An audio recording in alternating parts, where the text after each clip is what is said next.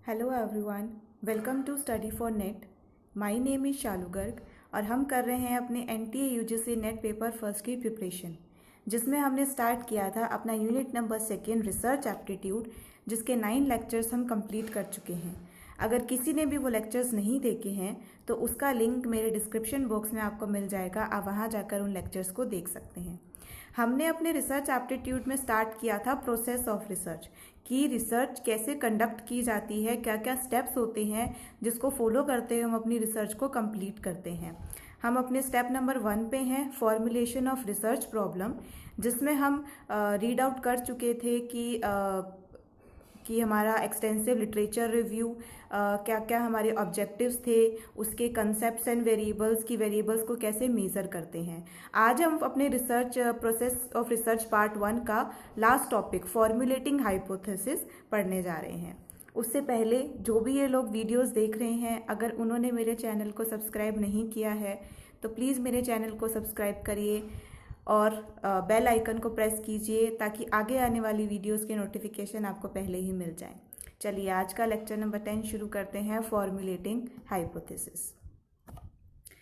देखो, सबसे पहले हम बात करते हैं कि हाइपोथेसिस क्या होता है।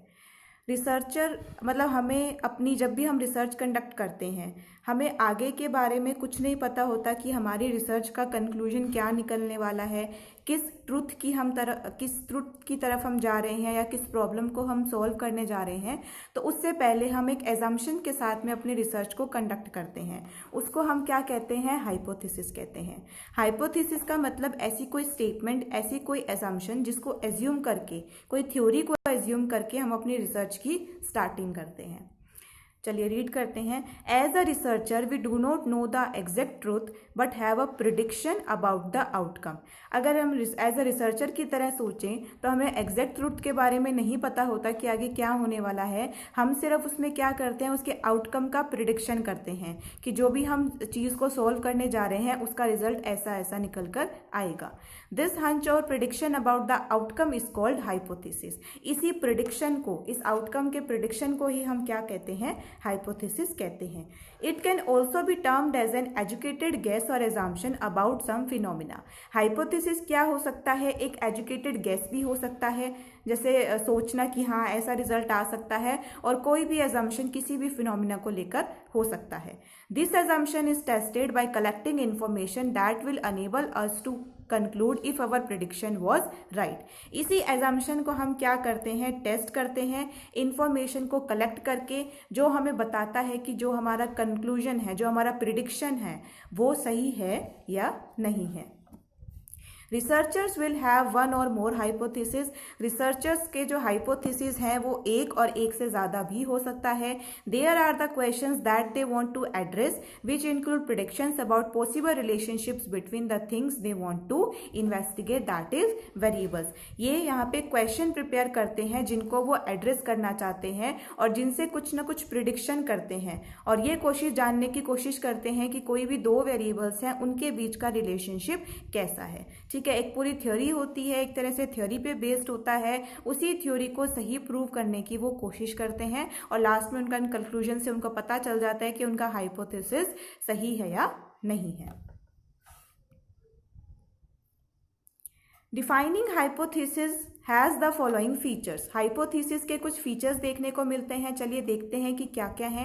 It is a tentative proposition. Hypothesis क्या है, टेंटेटिव प्रोपोजिशन, मतलब एक तरह से सोचना, खुद का ही दिमाग लगा के एक ऐसी प्रोपोजिशन जो अभी सही नहीं है, मतलब एक theory based.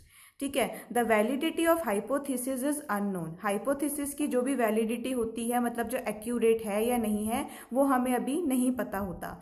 In most cases formulating of hypothesis specifies the logical relationship between two variables. Formulating hypothesis क्या स्पेसिफाई करता है, ये हमें दो वेरिएबल्स के बीच का रिलेशनशिप लॉजिकली तरीके से बताता है। It must be generalisable. Hypothesis क्या होना चाहिए, जनरलाइजेबल होना चाहिए। बिल्कुल लार्ज पॉपुलेशन पे हमें इसको कंडक्ट करके देखना पड़ता है।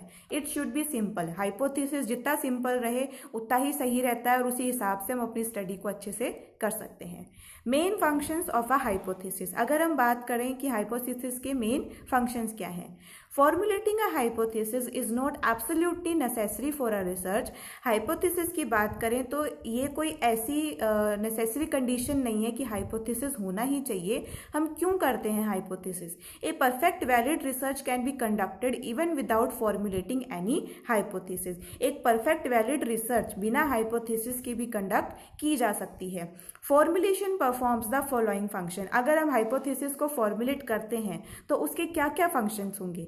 They bring focus, clarity and specificity in the research study. Hypothesis से क्या होगा? फोकस आएगा, हमें क्लियर होगा कि हमें किस डायरेक्शन में जाना है, और रिसर्च स्टडी में इजीली स्पेसिफिकली हम उसको कंडक्ट कर सकते हैं। ठीक है, कोई भी, क्योंकि हम एक थ्योरी सेट करेंगे, हम एक एजम्पशन सेट करेंगे, उस एजम्पशन की तरफ अगर हम जाएंगे तो हमें मोटिवेशन भी मिलेगा कि हम इसको कुछ ना कुछ कंक्लूजन लेके आना है, तो फोकस के साथ भी हम क्या कर पाएंगे, उसमें काम कर पाएंगे। It helps in making sample design. Hypothesis से हमें पता चलेगा कि किस तरह से हमें अपने सैंपल को डिजाइन करना है। अब सैंपल डिजाइन होता क्या है वो हम आगे अपने प्रोसेस में पढ़ेंगे। They make the study more objective. Hypothesis क्या है? हमारी स्टडी को ज्यादा ऑब्जेक्टिव बना देता है। They facilitate the formulation of a theory. इससे क्या होगा? हम एक थ्योरी को फॉर्मुलेट करेंगे, जैसा कि हमारा प्रोसेस ऑफ रिसर्च का फर्स्ट स्टेप है formulation of the research problem. तो हाइपोथेसिस से ही क्या है, हम थ्योरी को फॉर्मुलेट करते हैं। नेक्स्ट हम बात करते हैं hypothesis can be of following types. Hypothesis के टाइप्स देखते हैं कि किस किस टाइप के हाइपोथेसिस होते हैं। उसमें फर्स्ट होता है हमारा डिस्क्रिप्टिव हाइपोथेसिस। डिस्क्रिप्टिव मतलब बिल्कुल किसी चीज को डिस्क्राइब फॉर्म में, जैसे अपन ने डिस्क्रिप्टिव रिसर्च पढ़ा था वैसे ही डिस्क्रिप्टिव हाइपोथेसिस होता है। It is formulated to describe the characteristics. Descriptive hypothesis में किसी भी कैरेक्टरिस्टिक्स को लेते हैं तो उसमें उसकी कैरेक्टर्स मतलब उसको डिस्क्राइब करना अच्छे से। जो भी कैरेक्टरिस्टिक्स हमने ली है, जब उसको हम डिस्क्राइब करते हैं अच्छे से, उसी को डिस्क्रिप्टिव हाइपोथेसिस कहते हैं। For example, the present rate of unemployment in urban areas of India is 10%। हमने इस चीज को क्या करा, फॉर्मुलेट किया और देखा कि प्रेजेंट रेट अनएम्प्लॉयमेंट का कितना है, 10% है। पर्टिकुलर एक कैरेक्टरिस्टिक्स थी हमारी अनएम्प्लॉयमेंट, उसको यहाँ पे क्या कर दिया गया, डिस्क्राइब कर दिया गया। ठीक है। Next, relational hypothesis. Relational word पे जाओ, that means relation. They indicate the relationship between two variables. Relationship hypothesis में क्या होगा, दो वेरिएबल्स के बीच में रिलेशनशिप देखा जाएगा। डिस्क्रिप्टिव हाइपोथेसिस में तो क्या था कि एक पर्टिकुलर कैरेक्टरिस्टिक्स को हमने डिस्क्राइब किया, उसी हिसाब से हमारा हाइपोथेसिस भी फॉर्मुलेट हुआ। रिलेशनल हाइपोथेसिस दो वेरिएबल होंगे, उनके बीच का रिलेशन हम देखेंगे। For example, parents residing in urban area spend more money on the education of their children. तो यहाँ पे दो वेरिएबल्स हो गए। ठीक है, अर्बन एरियाज के पेरेंट्स और यहाँ पे दूसरा ले सकते हैं रूरल एरियाज के। तो जो अर्बन एरियाज में पेरेंट्स हैं वो ज्यादा खर्चा करते हैं अपने बच्चों की पढ़ाई पर। तो ये क्या हो गया, इनके बीच का रिलेशन। नेक्स्ट हम बात करते हैं हमारे एक्सप्लेनेटरी हाइपोथेसिस की। Explanatory hypothesis, they guide about the cause and effect relationship between two variables. Explanatory मतलब किसी चीज को एक्सप्लेन करना। ये क्या बताता है हमें, किसी भी दो वेरिएबल्स के रिलेशन में कोज एंड इफेक्ट रिलेशनशिप हमें बताता है। For example, when salaries increase the spending on food items also increase. अब देखो, इसमें एग्जाम्पल के तौर पे लिया गया कि मान लो किसी भी पर्सन की सैलरी इंक्रीज हो जाती है तो उसका जो खर्चा है किसी भी फूड आइटम्स पे वो भी क्या हो जाता है, इंक्रीज हो जाता है। हाउएवर रिवर्स में नॉट बी ट्रू। अगर इसके रिवर्स को लेके चले तो वो सही नहीं माना जाएगा। तो एक्सप्लेनेटरी हाइपोथेसिस में कुछ भी कोज एंड जो भी रिलेशन है उसके कोज एंड इफेक्ट को बताना, वही क्या काम करता है हमारा एक्सप्लेनेटरी हाइपोथेसिस, कि ये होगा तो ये हो जाएगा, ये नहीं होगा तो ये नहीं होगा। तो इस हिसाब से हमें ये एक्सप्लेन करता है।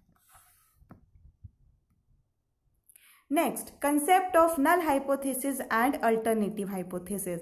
ये हमारा मेन है हाइपोथेसिस थ्योरी के अंदर। इसी को हम टेस्ट करते हैं, नल हाइपोथेसिस और अल्टरनेटिव हाइपोथेसिस को। ठीक है, अब देखते हैं कि ये होते क्या हैं। Professor R.A. Fisher was the first to use such an experiment for testing the hypothesis by scientific investigation. R.A. Fisher first ऐसे प्रोफेसर थे जिन्होंने इस एक्सपेरिमेंट को यूज़ किया, साइंटिफिक इन्वेस्टिगेशन किया ताकि हाइपोथेसिस को वो क्या कर सके, टेस्ट कर सकें। मतलब हाइपोथेसिस इन्हीं के द्वारा आया था।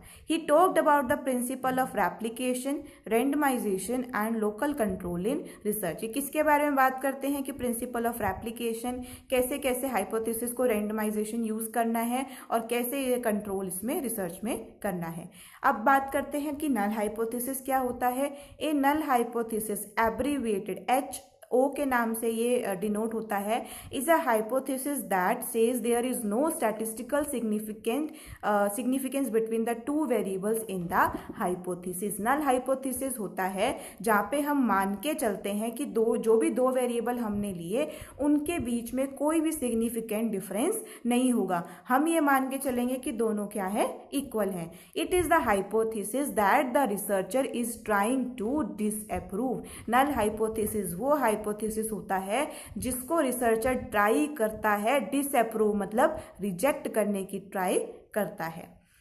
अब बात करते हैं अल्टरनेटिव की। An alternative hypothesis denoted by HA simply is the inverse और opposite of the null hypothesis. Alternative hypothesis किसका अपोजिट हो जाएगा, नल हाइपोथेसिस का। जैसे नल हाइपोथेसिस में हम कहते हैं कि there is no significant difference, alternative hypothesis में कहेंगे there is significant difference between variables. Alternative hypothesis को अपन HA से डिनोट करते हैं और नल हाइपोथेसिस को HO से। जैसे एग्जाम्पल के तौर पे, suppose as a teacher you are under the impression that a high drop out rate exist among students from rural background और सेमी अर्बन एरियाज। अगर टीचर आप देखते हो कि बहुत ज़्यादा ड्रॉप आउट रेट देखने को मिला है उनकी परफॉर्मेंस पे जो रूरल बैकग्राउंड से हैं या फिर सेमी अर्बन एरिया से हैं, then we collect data from all the students और some of them to check the validity of the assumption और प्रिडिक्शन। इसके बाद हम क्या करेंगे, इस बेसिस पे जो भी वेरिएबल्स हैं इनके ऊपर डेटा को कलेक्ट करेंगे और जो भी हमने एजम्पशन और प्रेडिक्शन लिया है उनकी वैलिडिटी को चेक करेंगे और बाद में हमें पता चलेगा कि जो भी हमारा एजम्पशन और थ्योरी था वो सही है या नहीं है। देखो, जैसे उसी एग्जाम्पल की बात करें, null hypothesis will state that the place of residence does not have any impact on the drop out ratio. Null hypothesis की हमने बात करी थी कि कोई भी सिग्निफिकेंट डिफरेंस वहाँ पे नहीं होगा, तो इसमें क्या माना जाएगा कि कोई भी भले रेजिडेंस हो, चाहे रूरल हो, चाहे अर्बन हो, चाहे सेमी अर्बन हो, उनका ड्रॉप आउट रेशो पे कोई भी इम्पैक्ट नहीं पड़ता। अल्टरनेटिव हाइपोथेसिस की बात करें, alternative hypothesis will state that drop out rate is higher among students from rural areas. उसमें हम ये मानेंगे कि अल्टरनेटिव हाइपोथेसिस में क्या होता है कि जो भी ड्रॉप आउट रेट है वो रूरल एरिया से क्या होता है, ज़्यादा होता है। मतलब स्टार्टिंग में जो हमने सपोज किया था अल्टरनेटिव हाइपोथेसिस को हम वही मान के चलेंगे। Then data are collected to challenge the null hypothesis. उसके बाद में डेटा को कलेक्ट किया जाएगा नल हाइपोथेसिस को चैलेंज करने के लिए। If null hypothesis is rejected based on the data analysis, the alternative hypothesis is automatically accepted. अगर हम ये कहते हैं कि नल हाइपोथेसिस हमारा डेटा कलेक्शन के बाद में रिजेक्ट हो जाता है तो ऑटोमेटिकली जो हमारा अल्टरनेटिव हाइपोथेसिस होगा वो हमारा एक्सेप्ट हो जाएगा। Hypothesis can also become the basis of further inquiry. Hypothesis हम किसी फर्दर इंक्वायरी के बेस पे भी मतलब कर सकते हैं, फर्दर इंक्वायरी भी उससे की जा सकती है। तो यही हमारा कंसेप्ट था नल हाइपोथेसिस और अल्टरनेटिव हाइपोथेसिस का। नल हाइपोथेसिस जहाँ पे हम मान के चलते हैं कि दो वेरिएबल्स के बीच में कोई भी सिग्निफिकेंट डिफरेंस नहीं है, मतलब जैसे कि एग्जाम्पल लिया कि ड्रॉप आउट रेशो उनके रेजिडेंस प्लेस से कोई मैटर नहीं करता। और अल्टरनेटिव हाइपोथेसिस की बात करें, अल्टरनेटिव हाइपोथेसिस में हम ये मान के चलते हैं कि there is significant difference between two variables, कि हाँ drop out ratio rural areas का ज़्यादा देखने को मिलता है। उसके बाद हम डेटा को कलेक्ट करेंगे और फिर देखेंगे कि नल हाइपोथेसिस को एक्सेप्ट करा है या रिजेक्ट करा है। नेक्स्ट, डायरेक्शनल और नॉन डायरेक्शनल हाइपोथेसिस में जाने से पहले मैं आपको बताऊं कि हाइपोथेसिस के केस में दो एरर्स होते हैं, type 1 error and type 2 error. Type 1 error में क्या होता है, टाइप 1 एरर उसको कहते हैं कि जब हम अपने हाइपोथेसिस को क्या कर देते हैं, रिजेक्ट कर देते हैं। हाइपोथेसिस को क्या कर देते हैं, रिजेक्ट कर देते हैं। कब रिजेक्ट करते हैं, जब वो क्या होता है, ट्रू होता है। मतलब हमने गलती से जो हमारा सही हाइपोथेसिस था उसको क्या कर दिया, रिजेक्ट कर दिया। तो ये हमारा किस में आता है, टाइप 1 एरर में आता है। अब अगर मैं टाइप सेकंड की बात करूं कि टाइप सेकंड क्या होता है, टाइप सेकंड एरर होता है जब हम अपने हाइपोथेसिस को क्या कर लेते हैं, एक्सेप्ट कर लेते हैं। हाइपोथेसिस को एक्सेप्ट कब किया, जब वो क्या था, गलत था, फोर्स था। तो ये क्या होता है हमारा type second error. Type 1 error तो hypothesis is rejected when it is true, and type second error hypothesis is accepted when it is false. ठीक है, इसके जो नोट्स हैं वो आपको बाद में मिल जाएंगे। चलिए अब आगे बढ़ते हैं हम directional and non directional hypothesis में। डायरेक्शनल और नॉन डायरेक्शनल हाइपोथेसिस हमें क्या बताता है, चलिए देखते हैं। डायरेक्शनल मतलब डायरेक्शन से है। Directional hypothesis are those where one can predict the direction effect of one variable on the other as positive और नेगेटिव। डायरेक्शनल हाइपोथेसिस वो होते हैं जहाँ पे हम डायरेक्शन को प्रिडिक्ट कर सकते हैं कि एक वेरिएबल का दूसरे पे जो इफेक्ट है वो पॉजिटिव है या नेगेटिव है। For example, girls perform better than boys, better than shows the direction predicted. हमने क्या कर लिया, एक एग्जाम्पल लिया, girls perform better than boys, कि गर्ल्स ने ज्यादा अच्छा परफॉर्म किया किससे, बॉयज से। तो जो ये वर्ड है बेटर देन, यही क्या हो जाएगा हमारा डायरेक्शन, कि हमने डायरेक्शन को प्रिडिक्ट किया, उस हिसाब से बताया कि गर्ल्स क्या है, ज्यादा बेटर परफॉर्म किया है बॉयज से। Non directional hypothesis are those where one does not predict the kind of effect but can state a relationship between variable 1 और वेरिएबल 2। नॉन डायरेक्शनल हाइपोथेसिस वो होते हैं जहाँ पे हम किसी भी तरह के इफेक्ट को प्रिडिक्ट नहीं करते, किसी भी डायरेक्शन को प्रिडिक्ट नहीं करते, लेकिन वेरिएबल 1 और वेरिएबल 2 के बीच में कैसा रिलेशनशिप है हम उसको देख सकते हैं। जैसे एग्जाम्पल के तौर पे कहें, there will be difference in performance of girls and boys, not define what kind of difference. Non direction में हमें क्या बता दिया कि बॉयज और गर्ल्स के परफॉर्मेंस में क्या है, डिफरेंस है। मतलब हो सकता है कि गर्ल्स ने बेटर किया हो या हो सकता है बॉयज ने बेटर किया हो, लेकिन यहाँ पे हमने ये नहीं बताया कि व्हाट काइंड ऑफ डिफरेंस। ना ही यहाँ पे परफॉर्मेंस के बेसिस पे बात करी है, ना ही हमने किसी और चीज़ के बारे में बात की है, बस ये बताया कि difference in performance of boys and girls. तो ठीक है, परफॉर्मेंस क्या हो सकती है कि गर्ल्स की भी बेटर हो सकती है और बॉयज की भी बेटर हो सकती है। वहां पे डायरेक्शन में हमने बता दिया था कि girls perform better than boys, तो हमने एक डायरेक्शन दे दी थी। नॉन डायरेक्शन में हमें उस डायरेक्शन का पता नहीं चलता। Thank you for watching. यही था हमारा फॉर्मुलेटिंग हाइपोथेसिस कि क्या होता है और अपनी रिसर्च स्टडी में हम उसको कैसे फॉर्मुलेट करते हैं। आई होप आपको अच्छे से समझ में आया होगा। मिलते हैं हम अपने नेक्स्ट वीडियो में। हमारा स्टेप नंबर 1 जो था फॉर्मुलेशन ऑफ रिसर्च प्रॉब्लम, वो हमारा कंप्लीट हो गया है। नेक्स्ट वीडियो में हम इसका स्टेप नंबर 2 देखेंगे। तो अगर ये वीडियो पसंद आई हो तो लाइक करें और चैनल को सब्सक्राइब करना ना भूलें। Thank you.